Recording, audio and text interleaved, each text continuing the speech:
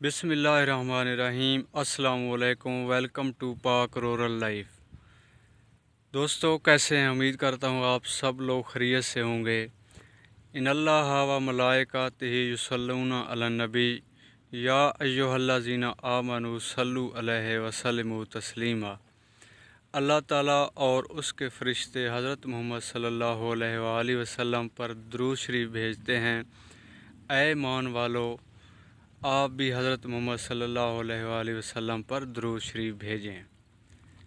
मैं अहम था, ये वहम था। दोस्तों, आज हम मौजूद हैं तोसा शरीफ के एक बहुत बड़े कब्रिस्तान में। आप यहाँ पे सामने देख रहे हैं, वो जो आपको पहाड़ी सामने नज़र आ रही है, वहाँ से लेकर यहाँ लेफ़्ट अगर हम चलते जाएं तो वो आखिर एंड तक आपको कब्रिस्तान ही नज़र आएंगी। ये मैं थोड़ा आपको जूम करके दिखा रहा हूँ। ये आप देखें, यहाँ पे टोटली आपको कब्रिस्तान नज़र आएंगी। दोस्तों, आज यहाँ आने का मकसद ये था कि मैं आपकी एक ऐसी शख्सियत से मुलाकात करवाने जा रहा हूँ, वो भी यहाँ पर सो रहे हैं। उन्होंने लातादाद उम्रे किए हैं, जिसके बारे में ख़ुद मुझे भी नहीं पता। और कहते हैं, उसके बारे में कहा जाता है कि उसने तकरीबन 12 हज किए। इरादा उसका ये था कि मैं जैसे ही हज के लिए जाऊं, वहाँ पे मैं फ़ौत हो जाऊं, कोई एक्सीडेंट हो जाए या कोई इस तरह की बीमारी हो जाए जिसकी वजह से मैं फ़ौत हो जाऊं और वहीं पर मक्के में या मदीने में जन्नतुल बकी में मैं मदफून हूँ।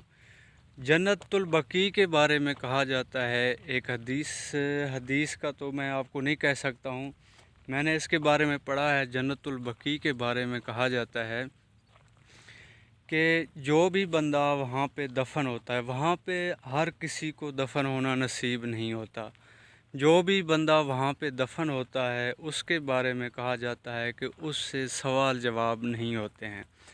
और वहाँ पर वो ही बंदा दफन होता है जो अल्लाह ताला की तरफ से, यानी कि उसको एक सर्टिफिकेट मिल जाता है। आप कह सकते हैं कि उसने डायरेक्ट जन्नत में जाने का एक सर्टिफिकेट मिल जाता है, एक सिफारिश उसको मिल जाती है। तो दोस्तों, बात कहने का मकसद ये है कि ये लोग भी यहाँ पे दुनिया में मौजूद थे। इनमें से कोई आए यहाँ पे, अगर आप कब्रिस्तान के ऊपर नज़र डालें तो आपको हर तरह के लोग, अमीर भी यहाँ पे सो रहे हैं, गरीब भी यहाँ पे सो रहे हैं, और यहाँ पे बच्चे भी हैं, औरतें भी हैं, मर्द भी हैं, बूढ़े, और हर किस्म के अफराद यहाँ पे सो रहे हैं। इनमें से कुछ लोग ऐसे भी थे जो अपने दौर के यानी कि नवाब कहलाते थे या बड़े बादशाह कहलाते थे, जो ये कहते थे कि जो कुछ है हम हैं, हमारे अलावा कुछ भी नहीं है। उनका नाम सुनकर, उनको देखकर लोग कांप उठते थे कि नवाब साहब आ रहे हैं, फ़लाना साहब आ रहे हैं। लेकिन आज वो लोग यहाँ पे मन्नू मिट्टी तले सो रहे हैं। यही हाल मेरा और आप सब लोगों का भी होना है। एक हफ़्ता, एक महीना, एक साल, 10 साल, 20 साल, 25 साल, 100 साल, कितना अरसा हम निकालेंगे, लेकिन उसके बाद हमने दोबारा यहीं पे आना है।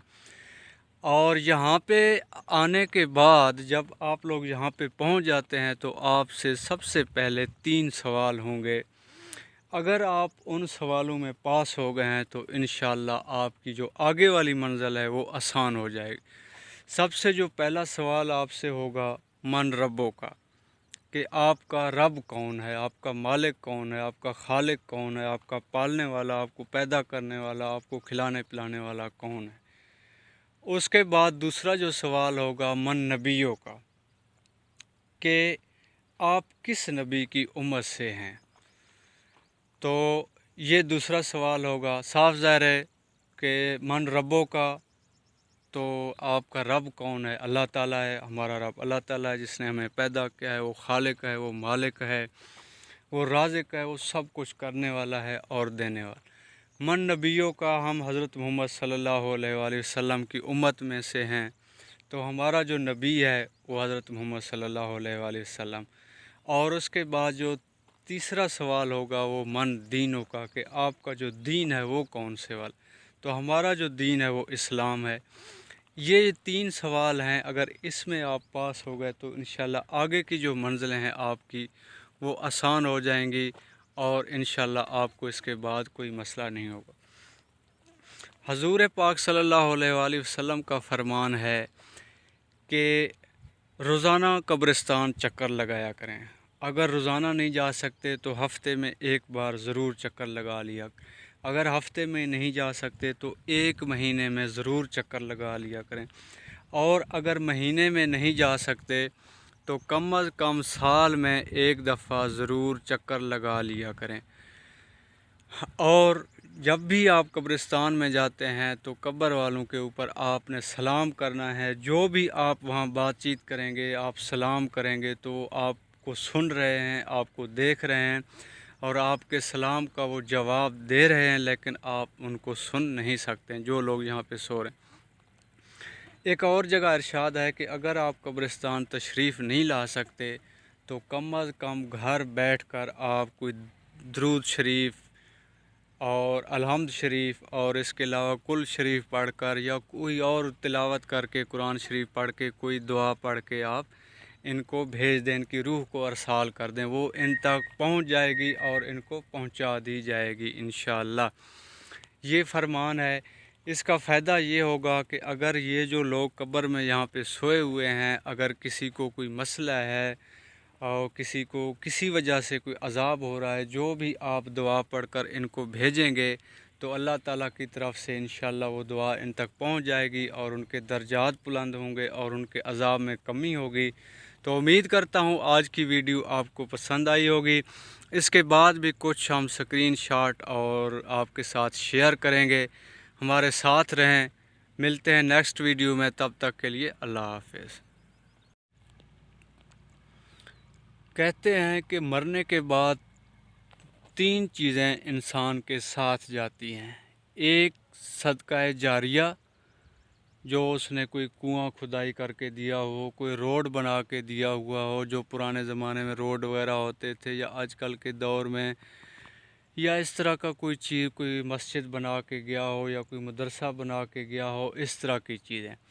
उसके बाद जो दूसरे नंबर पर हैं वो उसके अमाल हैं, जो वो ख़ुद करके गया है, वो तिलावत करके गया है, नमाज़ पढ़ के गया है, कुछ ज़िक्र व अज़कार करके गया है, हज, उम्रा, ज़कात, और उसके अलावा उसने कोई कुर्बानी वगैरह यानी कि जानवर की हो, तो वो चीज़ें उसके साथ जाती हैं। और तीसरे नंबर पर जो सबसे आखिरी चीज़ है वो है नेक औलाद। नेक औलाद इसलिए है कि ये जो लोग यहाँ पे इस टाइम सो रहे हैं, ये हर चीज़ छोड़ के आ गए हैं। अभी इनके बस में कुछ नहीं है, ये कुछ नहीं कर सकते हैं। अब इनके लिए जो कुछ कर सकते हैं वो आप कर सकते हैं।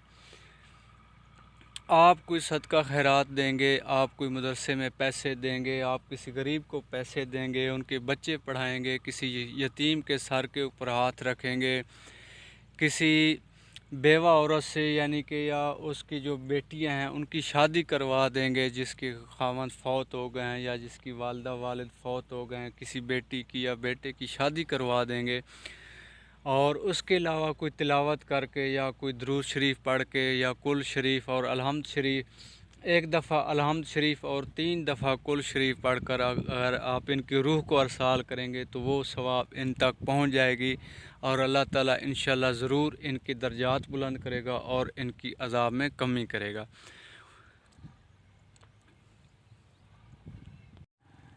यहाँ पे कुछ कब्रिस्तान ऐसे हैं कि जो बहुत पुराने हैं, बहुत पुराने हैं। इनके ऊपर ना तो किसी का नाम लिखा हुआ है, और यहाँ पे अगर आप देखें तो आपको यहाँ पे बड़े बड़े पत्थर आपको नज़र आएंगे, ये लगे हुए हैं ऊंचे ऊंचे पत्थर। उस दौर के लोगों ने अपने अब्बाओ अजदाद के कब्रिस्तान को एक निशानी के तौर पर, एक ने छोटा लगाया, दूसरे ने उससे थोड़ा बड़ा लगा दिया, तीसरे ने उससे बड़ा लगा दिया, वो एक निशानी के तौर पर उन्होंने लगा दिया है कि ये हमारा कब्रिस्तान है। लेकिन उस टाइम चूँकि ज़्यादातर लोग जो पढ़े लिखे नहीं थे, नाम वगैरह लिखना नहीं आता था, ये संगे मरमर और इस तरह की पत्थर यानी कि ये चीज़ें मौजूद नहीं थी, اس لیے یا تو وہ لوگ یہ علاقہ چھوڑ کے چلے گئے ہیں، یا پھر وہ لوگ بالکل وہ خاندان کے خاندان ختم ہو گئے ہیں اور وہ ان کا کوئی پیچھے رہا نہیں ہے، اور اگر رہا ہے تو وہ بھول گئے ہیں اور ابھی ان کو کوئی پتہ نہیں چل رہا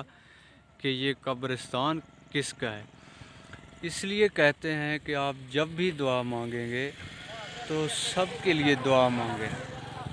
جب بھی دعا مانگیں گے، جب بھی دعا کسی مردے کو دیں گے، یعنی کہ جو اس دنیا سے رخصت ہو گیا ہے، چلا گیا ہے، تو صرف ایک کو نہ دیں، یعنی کہ اپنے والدین کو، بیوی بچوں کو، بہن بھائیوں کو یا رشتہ داروں کو دعا نہ دیں، بلکہ تمام مسلمانوں کو دعا دیں کہ حضرت آدم علیہ السلام سے لے کر آج تک یا تا قیامت جتنے بھی بندے مسلمان، مرد، عورتیں، بوڑھے، جوان، بچے، بچیاں اس دنیا سے وفات پا گئے ہیں یا رخصت ہو گئے ہیں، ان سب کی روح کو ارسال کر دیں تاکہ تھوڑا تھوڑا ثواب سب تک پہنچ جائے، اور اس میں بہت بڑا فائدہ ہے۔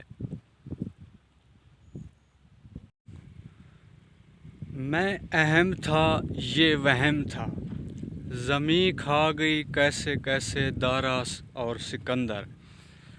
دوستو، قبرستان کو پکا کرنے کا یا ڈیکوریشن کرنے کا کوئی فائدہ نہیں ہے، یا اس کے اوپر مزار بنا دیں یا اس کے اوپر کوٹھی بنا دیں، اس کا کوئی فائدہ نہیں ہے۔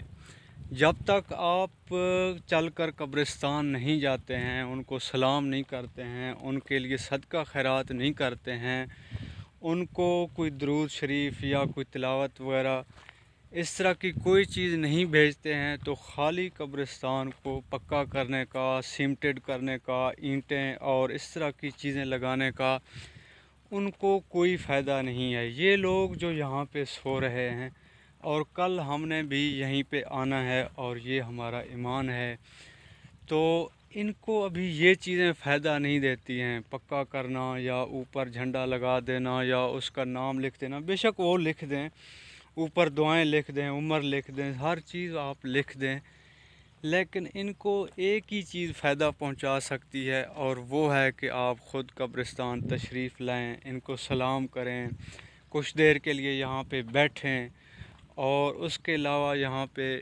ان کے لیے کوئی تلاوت کا اہتمام کریں، اور اس طرح کی چیزیں، یعنی کہ جو نیکی پہنچانے والی چیزیں، جو ثواب پہنچانے والی چیز ہیں، وہ ان تک پہنچائیں۔ ان سے ان کو فائدہ ہوگا، ان کے درجات بلند ہوں گے، ان کے عذاب میں کمی ہوگی، اور جب آپ آج ان کو دعائیں دیں گے تو کل جب ہم لوگ یہاں پہ ہوں گے تو ہماری اولاد یا ہمارے جو رشتہ دار ہیں وہ بھی یہاں ہم سے ملنے آئیں گے، ہمیں دیکھنے آئیں گے اور ہمیں دعائیں دینے آئیں گے، یا گھر بیٹھ کر بھی آپ دے سکتے ہیں، ضروری نہیں ہے قبرستان جانا ضروری نہیں ہے، لیکن آپ گھر میں بھی بیٹھ کر ان کے لیے دعا کر سکتے ہیں۔ امید کرتا ہوں آج کی ویڈیو آپ کو پسند آئی ہوگی۔ ہمیں نیچے کمنٹ باکس میں کمنٹس لازمی کرنا، اور اگر ویڈیو پسند آئے تو لائک بھی کر دینا، چینل کو سبسکرائب کر کے ساتھ میں بیل آئیکن کو بھی پریس کر دینا۔ ملتے ہیں ایک اور نیو ویڈیو میں، تب تک کے لیے اللہ حافظ۔